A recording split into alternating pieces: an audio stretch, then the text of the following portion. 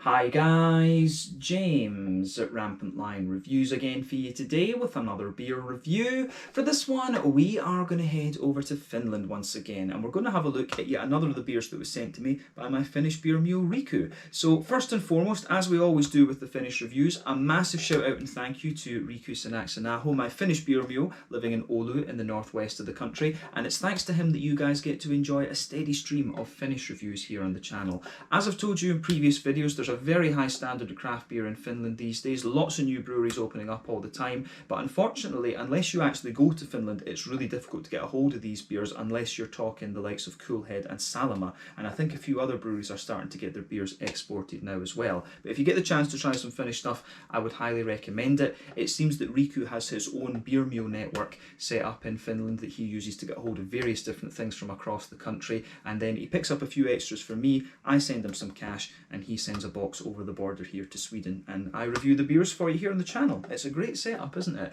But yeah, Riku, once again, a massive thank you to you for making this review and all the other Finnish ones possible. And I hope that you guys watching are enjoying these Finnish reviews. I certainly enjoy filming them because we're getting some great beers here. And yeah, if you're watching from Finland and you have any brewery recommendations, let me know about those in the comments section below. But yeah, let's crack on with this review then. We're going to stick to Riku's local area for this one. So we're returning to a brewery that has featured on the channel a good couple of times before. The beers I've had from them so far have been very nice, and we've had a couple of different styles actually, and it's another style that we've not tried today that we're going to have a look at. So yeah, for this one we are going to return to Sonnisaari, which will be my fifth beer from these guys, but the fourth review that has arrived on the channel. But this particular beer is called Horros. It comes in at 11.5% ABV. They're describing this one as an English barley wine. And this actually arrived in Riku box number 1, but it was a beer that I never got around to reviewing, actually. But we're getting towards the end of the beers from Riku box number 2, and I thought it was about time that we had a go at this one, mainly because I've not had a barley wine in a little while, and I just fancied it. So yeah, let's see how we get on with this one then. So the other beers that I've had from Sonnisaari before. The first one we had was the Randy, which was a West Coast IPA. Then we had, I forget the name of it now, but we had that one that was a little bit, it was kind of a mix between like an Imperial Schwarzbier and a black IPA. It was somewhere kind of in the middle of that, and that was a really, really good one. Then we had that Nelson Sauvin barley wine, which I thought was kind of interesting. And I also filmed a review for a beer called Asin Potku, which was a beautiful Imperial Stout. And I think that was actually an older one that Riku had in his cellar that he kept for me, but unfortunately my camera decided that it was going to corrupt the memory card, and I lost the video for that, so I was gutted. I've been asking Riku to see if he can get another bottle of that one, because I would love to re-review that beer, because I remember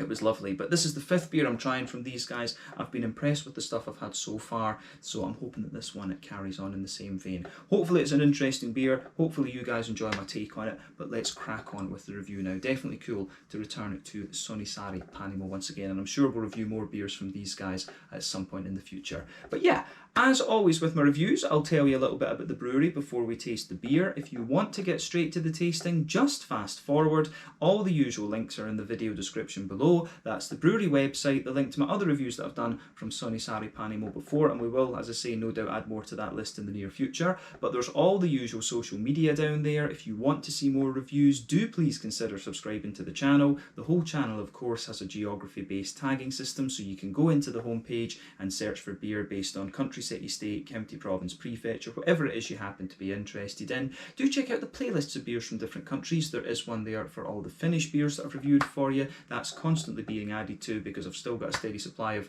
beers from Riku. But as always, please do get in touch and let me know some of the other beers and breweries that you guys would like to see me review. It's always great to hear from you guys that are watching the videos, and the support that you show the channel is hugely appreciated. So anyway, to tell you a little bit about Sonnisaari Panimo then, on to my brewery notes. So Sonnisaari Panimo, as I've mentioned to you already, are based in Oulu in the northwest of Finland, and they were founded back in 2014, selling their first beers in May of 2015, and they were apparently the first brewery in the city of Oulu for 10 years since the Oulun Panimo in the city centre closed. But the company was founded by Timo Kaniainen, Timo Tinsema and Harry Varela. So Timo K is the head brewer and also the CEO of the company. But initially they started running the brewery on the weekend and they were just producing around 1,500 litres per month. But after the first year they expanded rapidly after they opened up a share issue, and this allowed them to quadruple their capacity to 14,000 litres per month and invest in a new bottling line as well. But at this point Timo began to work at the brewery full time. Ken Callie joined in part time in the brewing, and they now have Ollie in the brew team as well. But the name of this brewery, Sonnisaari, literally translates into English as Bull Island, and apparently this could have been very different. Sonnisaari is a small island next to central Oulu, and it's quite well known.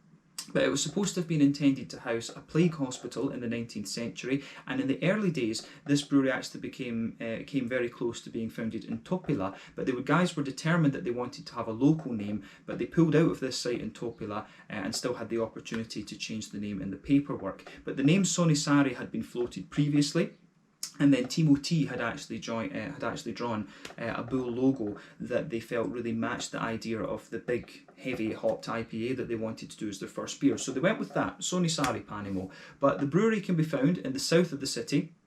From what I understand, I think it is just in a kind of industrial area. I'm sure we'll go and visit it when I do make it to Oulu to visit Riku at some stage. But apparently it's in the south of the city, and as of June 2021, when I'm filming this review for you, these guys have produced 179 different beers. So yeah, 170, not 179, 170 different kinds of beers, and they do lots of different styles, as you've seen already on the channel here. But yeah, that's all I can really tell you about Sonnisari Panimo for the moment. If you want to learn more about these guys, you can check out the brewery website. You can follow them on Facebook and Instagram to keep up to date with all the latest goings on, and you can of course check out the Rate Beer, Untappd and Beer Advocate pages to learn a little bit more about all those different beers that they've done. So yeah, let's get on and actually have a look at the beer itself. So like I said to you at the start of the video, this one is an 11.5% barley wine. It's an English style barley wine, to be more specific as well. There you can see the Sonnisaari bull on the top there, which is nice, and the artwork on this one is pretty cool. They do have some interesting artwork on their beer. The other thing that I've noticed about this beer is that it says it's best before the 29th of the 11th, 2020, so it's out of date, but you know, with a barley wine, to be honest, I don't think we really need to worry too much about that actually. But yeah, 11.5% English barley wine. This one, the name Horros apparently translates into English as, like, you know, a stupor, or it can mean like lethargic as well, and I think that's what they're kind of implying with the, you know, a stupor. They get into a beer stupor, the skeletons maybe, not sure. But yeah, this one is hopped with Magnum Galaxy and a hop that I hadn't heard of before called Barbe Rouge. So I looked up this hop. Barbe Rouge is an American hop, 7 to 10% alpha acid, and apparently it gives you lots of different berry flavours, you know, like raspberries and strawberries and all these kind of things. So quite interesting that I'm discovering this hop for the first time in a Finnish beer. This was the very, very first time I'd heard of it. I mean, the other hop that I know, this one was from this hop is from Yakima Valley, of course, but the other hop I know from that region that would be good in this beer would be Eureka. I'd never heard of Barbe Rouge before, so yeah, always interesting to learn new things, of course. Plain black bottle cap on this one, of course. I've no idea what this beer would cost in Finland, and if it's a big barley wine like this, maybe something like €6-7. You'd probably pay for a bottle like this.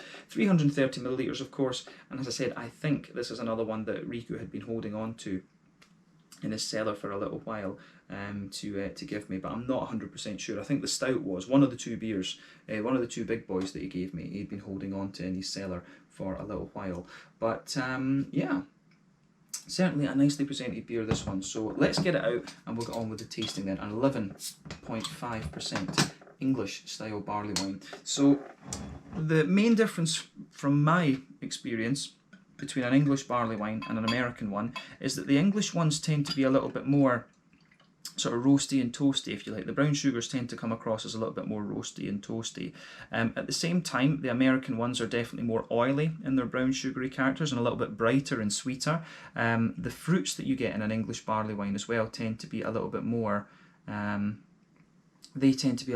sort of like phenolic and cakey and things, whereas in the American barley wines they tend to be a little bit more oily and sweet in my experience. But yeah, both interesting styles, and as I say, my first English style barley wine I believe, from Sonnisari. I can't remember what type of barley wine the Nelson Sauvin one was that we had before, but I'm sure that had Nelson Sauvin in it and a little bit of orange peel. An interesting beer, but not as good as the other ones that we'd had from Sonnisari previously, I thought. But yeah, let's have a little look at this one and see how we go. So, as you can see with this beer, this one's poured a lovely, very deep, kind of chestnutty mahogany colour. If I shine the light through this, I think it is fair to say that this one is, yeah, a lovely, deep, kind of chestnutty mahogany. It does have a little bit of a kind of ruby tint to it as well, I would say, a very dark ruby kind of colour. But you can see that this beer, it poured with, you know, a tiny amount of head on it. That's faded away to just be a very kind of thin, wispy, foamy layer. But as you go round the edge of the glass there, it's got a lovely kind of soft and quite foamy, I would say sort of very light beige, kind of fawn coloured ring. It looks absolutely lovely, this one. One or two big bubbles sticking towards the side of the glass, a few little ones going up towards the bottom of the head there, but the beer looks amazingly calm. I think it looks amazingly calm, this one. So, you know, big thumbs up to Sonnisari in terms of the appearance there. This looks like a lovely, lovely beer, this one. So remember, when it comes to the colour of your beer, it's determined by 1, the type of malts that you use. That determines the magnitude of the colour. 2, the length of your wort boil. The longer you boil the wort, the more the sugars caramelise, thus you get a darker colour of beer. A big barley wine like this, I would guess, is going to undergo a boil of at least 4 hours. You know, you can get, I think you can go up to about 7 or 8 hours or something before it kind of gets pointless with some of these barley wines and imperial stouts and things like that. This also kind of thickens up the mouthfeel and makes the beer more oily, of course. But yeah, any adjuncts and barrel aging that you do with the beer as well, those are also going to affect the colour of the beer, and that can affect them a little bit with the with these kind of more browny, sort of brown coloured beers. You don't notice it so much with the imperial stouts, but this one is certainly within. It's certainly leaning more towards the darker end of the spectrum in terms of colours that I've seen from barley wines. Not the darkest one, but leaning towards being one of the darker ones that I've come across. But yeah, a lovely looking beer, this one, in terms of its appearance. Nothing particularly surprising. It's got a wee bit of a kind of naturally hazy type vibe to it, this one, but that is to be expected from most craft beers, of course. But yeah, certainly looks the part of a barley wine. Let's take a closer look at that aroma and just see how we get on in this one. So yeah, let's go for it. I'm just going to say straight away, the aroma of this beer is lovely. Definitely, you know, definitely English barley wine. Absolutely. First thing you'll get out of this is that sort of cakey, bready backbone to it, which I think is lovely. Yeah, lovely big sort of cakey, bready backbone. But yeah, it goes together. It does go together really, really nicely. That, yeah, big boozy sort of Christmas puddingy cake backbone to this one. Then you've got all those kind of sort of phenolic, cough syrupy, medicinal type red fruits out of this one. That's a beautiful smelling beer. Could sit and sniff that all day, but that's not a good idea for doing a beer tasting video. But yeah, this is beautiful. It is absolutely beautiful, this beer, in terms of aroma. I think that's the best aroma we've had from Sonnisari so far. But then again, I can't quite remember the aroma of the Asinpoka. I'm still gutted that I lost that review, because I was really proud of that one, I have to say. So yeah, hopefully I can find a bottle of that somewhere in the future. Who knows? But yeah, the aroma of this is absolutely lovely though. So yeah, you can smell straight away with this one. Big, highly caramelised brown sugars, a nice cakey backbone to it, and a lot of juicy fruity character. Let's just try and describe this a little bit more for you then.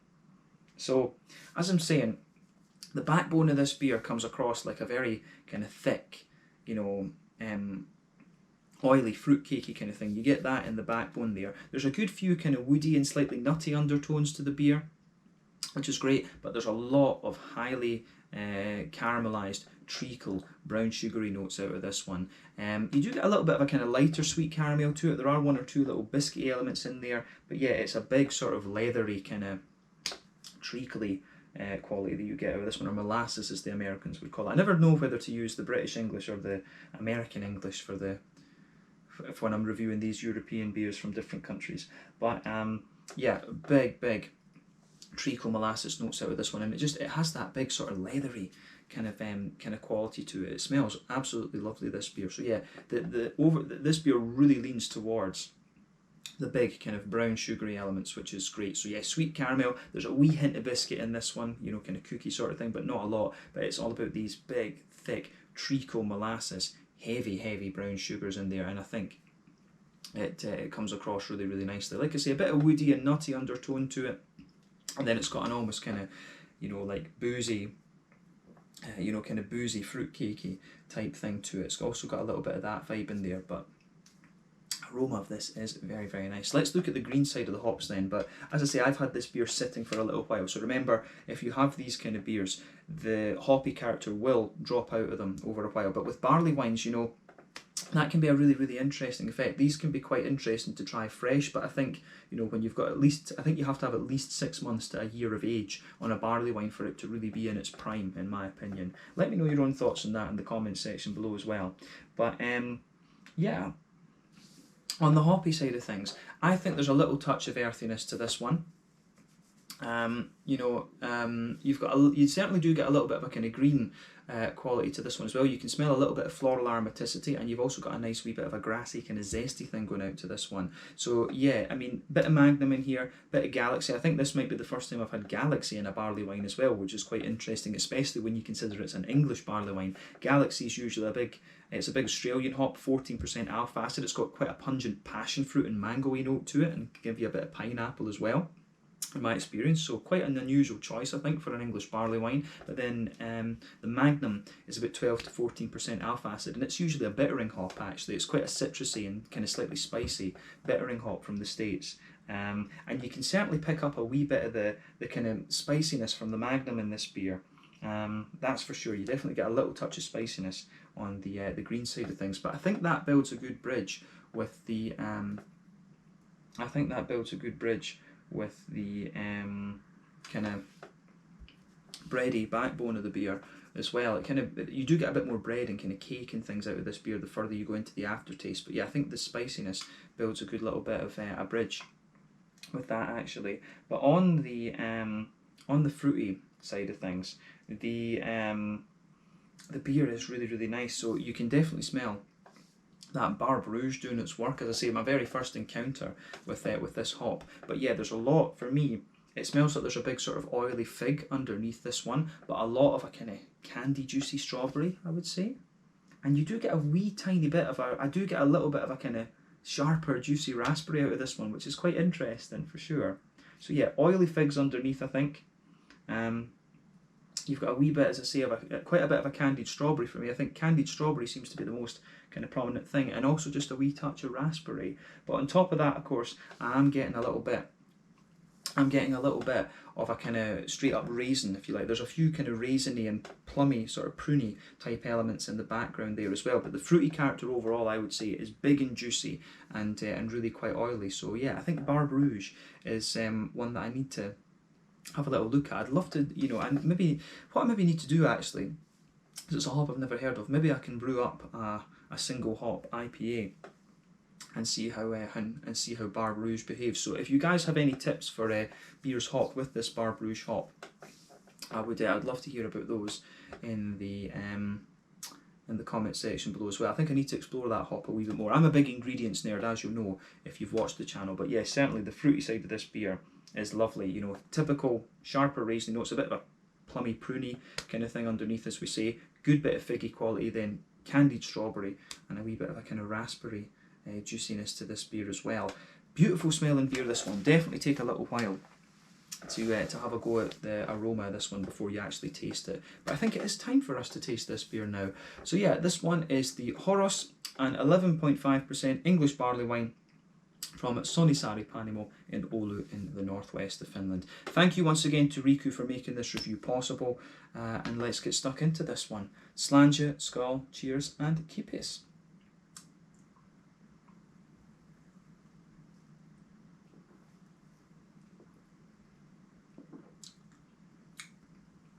Ooh. Yeah. That's very, very nice.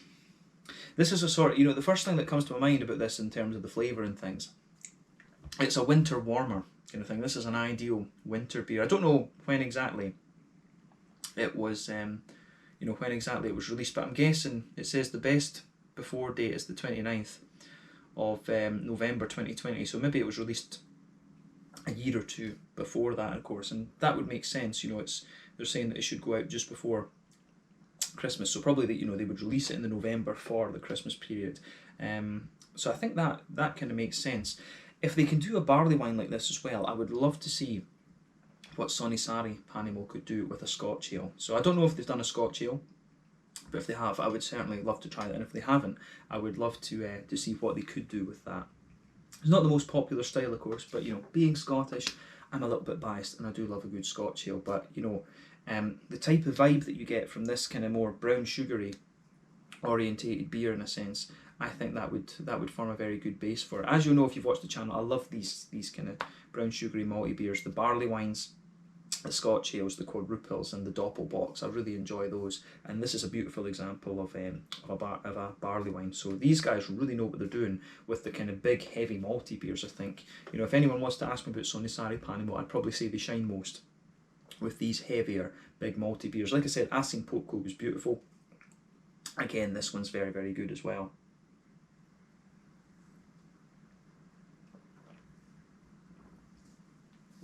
But yeah, it just hits the spot. It really does. It gives you everything you would want from this style. So yeah, I really like this one. Where do we start with it then? Straight away with the across the middle of your palate, then you can feel the backbone is a little bit different to what you might expect. It's actually got quite a grainy, almost very slightly charred kind of woody quality to it. So you can feel that going across the middle of your palate there. So you feel that, and the beer does, in fairness, get a little bit drier the further that you go into the aftertaste. It's almost like a very, very slightly toasted bread crust, in a sense. It really has a bit of that kind of dried, slightly toasty bread crusty quality to it. It's like I don't know how relevant a reference this is for Finns or whoever else will be watching this video, but my grandpa, when I was younger, he always used to come back with these buns, that, you know, the rolls, morning rolls as we call them in Scotland. He liked the ones that were kind of well fired like that, and the backbone that you have in this beer really reminds me of those. I always liked a soft top bun, to be quite honest with you, but the backbone you get out of this one is really like that. That's the very base layer of the beer, a sort of toasty, well fired, you know, bread crusty sort of thing. But well fired isn't right. So a kind of medium toasted, I think that's probably a fair description to say. But yeah, flavour out of this one on the backbone is really interesting. So that blankets the middle third of your palate, and it goes into the back third of your palate as well. If you move into the front half of that middle third of your palate, you certainly get a little bit more of if you move into that front half of the middle third of your palate, you get a little bit more. You can feel a little touch of a woody note comes out of the beer a little bit later on, and also some nice slightly nutty qualities in there as well. I do think that on top of those, you do get a wee hint of a kind of leathery flavour out of this one as well. So yeah, that's interesting for sure. That is interesting for sure.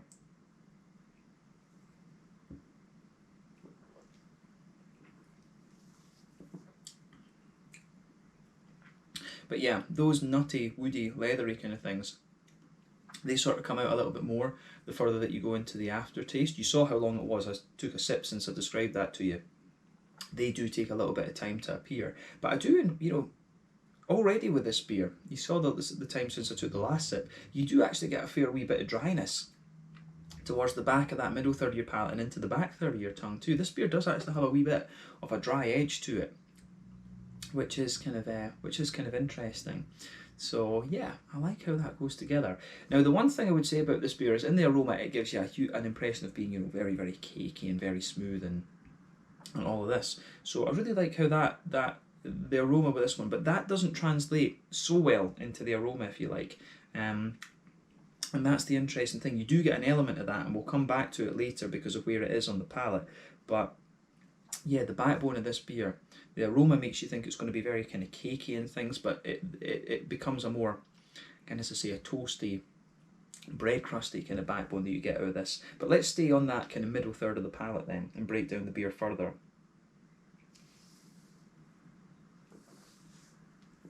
So yeah, on top of that, you know, on top of that kind kind of bready layer that I was talking about, this is where you get the big kind of brown sugary elements, and this is really interesting. So it's almost like on top of that bready layer with all those undertones and things in it, you've got like an oval in there, and that's where those highly caramelized, big, oily brown sugars come out of the beer. So in the very centre of your palate, you can feel that it's a really highly treaclized, concentrated brown sugary element there. But as you move further out from that, it sort of mellows out. You start to get a wee bit of a sweeter caramel, but at the same time, it feels like it's got a kind of toasty brown sugar undertone to it. And as you reach the kind of extremities, pardon me, of that middle third of your palate, you certainly get a little bit more of a kind of toasty, grainy, sweet, biscuity character out of it. McVitie's Digestive Biscuits. I don't know how good a reference that is for Finns as well, but certainly gives you a wee bit of a kind of cookie, kind of brown sugary element out of it. So I really like how this beer goes together in that sense. It's quite different actually from the aroma to the flavour. The brown sugars are what you'd expect, but the backbone, as I say, is quite different. Other than that, I don't think there's too much to describe in the kind of middle third of your palate with this one. But yeah, as I say, the thing that distinguishes it as an English barley wine is the fact that the brown sugars are quite toasted in a sense, because the American ones would be a lot more oily and kind of sweeter, if that makes sense. So yeah, definitely an English barley wine, and it really sticks to that kind of sub-style very, very well in my opinion. But yeah, let's focus on the other parts of the beer then. So border region between middle third and back third of your palate, again you get a little bit of a kind of slightly bready, cakey build up in there.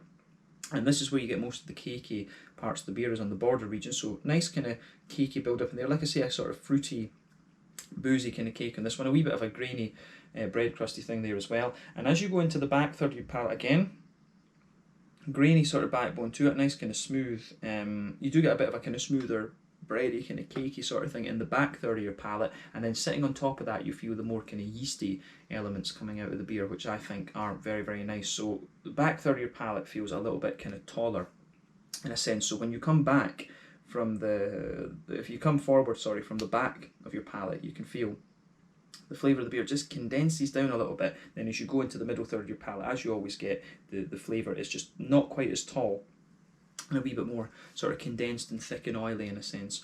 So yeah, yeasty notes coming out on the back of the beer, and I would say the yeasty qualities of the beer are a wee bit more sort of, you know, bready and brown sugary in a sense. So yeah, interesting from that perspective too. But yeah, the backbone of this beer is absolutely lovely. Lovely, you know, the brown sugars and the toastiness of this beer go together very, very well. Normally I prefer the English, the American barley wines rather, with a slightly sweeter note to it, but I think this one has a really interesting balance to it, because the graininess and the toastiness that you get out of this beer are actually quite prominent compared to other English barley wines that I've come across recently. But I think the brown sugar balances it out really nicely. So you've got a slightly, I think you've got a very sweet brown sugar to this one, but you've also got quite a toasty, grainy thing, and they just balance each other really quite well actually. So both elements are quite pungent, and they sort of combine in a really interesting way. So this beer for me is quite unique in that sense. But yeah, I think that covers the malty, yeasty side of things then. The hoppy part of the beer, back corners of the palate, definitely a nice little bit of earthiness there. As you move further forward, it gets a little bit herbal, and as you reach the kind of front corners of the palate, you get that nice kind of big floral aromatic quality out of this one. It's still holding its hoppy character quite well, I would say, and you can feel a wee bit of the spiciness, which I suspect is coming from the Magnum. But round the front curve of the palate, it has a little bit of a lighter grassiness, and you can feel a touch of zestiness from that. Again, the Magnum is a bittering hop. It does have quite a bit of citrusy character, and I suspect that the Magnum is the bittering hop in this one, and probably the Galaxy and the what's it called, the Rouge, the Barbe Rouge. The Barbe Rouge, they'll probably be used as the later edition hops. Remember, late edition hops are used for the early edition hops are used for the bitterness. Late edition hops are used for the kind of flavour and aroma, if you like. And as you go through the wort boil, you've got a trade-off in the early stages from hoppy bitterness over to flavour and aroma. That's what happens in your wort boil. I don't know when exactly they add, exactly they add late edition hops when it comes to a barley wine, right enough. Is it maybe the last half hour? I don't know, but yeah, it's quite an interesting thing. So I need to look into that a little bit as well. But let's focus on the front third of your palate and the fruity side of this beer.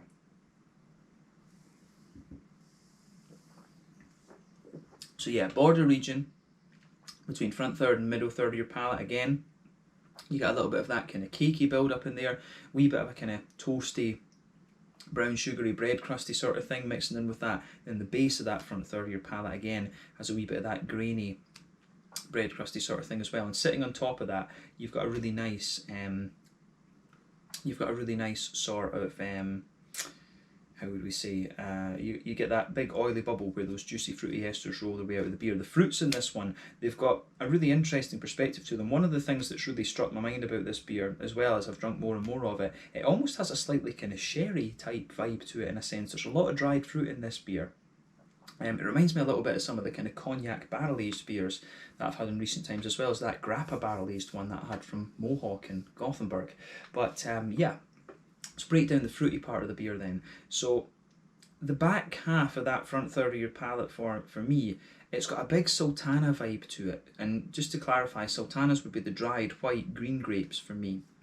So I do get quite a bit of a sultana quality out of this one. There's definitely a cakey element in there as well, which I really like. So yeah, big cakey element coming out of this beer. Lots of how would you say? Lots of kind of just these dried, these kind of dried sultana type qualities. And I think that's really nice. That's quite different from the flavour. You do get a little touch of a kind of pruny, a dried plum type quality to this one. I don't know if did I get the raisins out of it. Yeah, maybe there's a wee hint of raisin in this one. A little hint. Like I say, the back half of that front third of your palate is all about a little bit of a juicy prune at the very back, and then as you move further forward from that, it is more about the sultanas. But as you move into the front half of that front third of your palate, you get a kind of figgy note underneath, a lovely kind of, there is definitely that juicy candied strawberry note sitting on top, and then you get a quite bright raspberry note just behind the very front tip of the tongue. You've just got a very small oily part of your beer behind the front tip of the tongue, and then it's that's a wee juicy raspberry quality. So yeah, that Barber Rouge hop is certainly quite an interesting one, but the fruity side of this beer is really very, very nice. So big thumbs up to Sonnisari here. It's taken me a bit of time again to break down exactly what's going on in this beer. My reviews, I've been quite tired in my reviews recently, so this is why they're a bit longer, but yeah, this one is this is a very, very nice beer, this one. I really like this. So this beer gets a massive, massive thumbs up from me. I think they should, if they haven't done this, they should consider doing another batch of this and aging it a little bit, then releasing it, because as it stands, when it's out of date a little bit, as they say, it's still very, very nice. But as a barley wine, it's got the toasty backbone that you expect of an English barley wine, so it sticks to the sub-style very well, I guess we'd say. I can feel the alcohol going to my head with this beer. But beautiful stuff. Let's round off with the mouthfeel then. This beer is most definitely full-bodied. The carbonation is very, very smooth. It's a big oily thing, and that's what I personally would quite like from a barley wine. There's a degree of slickness in there as well. In terms of hoppy bitterness, what could we say about this?